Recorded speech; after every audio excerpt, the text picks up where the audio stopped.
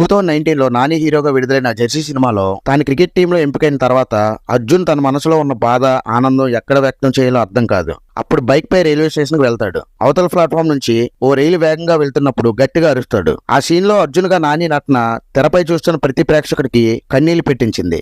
జీవితంలో కష్టాలు పడి చివరకు సక్సెస్ అందుకున్న ప్రతి ఒక్కరూ తమలో అర్జున్ చూసుకున్నారు. సినిమాకే హైలైట్ గా నిలిచిన ఈ సీన్ వెనుక ఓ ఇంట్రెస్టింగ్ సంఘటన జరిగింది. మామూలుగా అయితే ఇలాంటి సీన్స్ తీయాల్సి వచ్చినప్పుడు రైల్వే శాఖ అనుమతి తీసుకుని సీన్స్ కు అనుగుణంగా ట్రైన్ నడిచేలా ప్లాన్ చేస్తారు. కానీ రియలిస్టిక్ గా ఉండాలనే ఉద్దేశంతో చిత్ర బృందం అలా చేయలేదు. హైదరాబాద్ నగర శివారులో ఓ రైల్వే స్టేషన్ లో రాత్రిపూట షూటింగ్ చేసేందుకు అనుమతి తీసుకున్నారు. ఆ లైన్ లో చాలా తక్కువ ట్రైన్స్ మాత్రం నడుస్తాయి.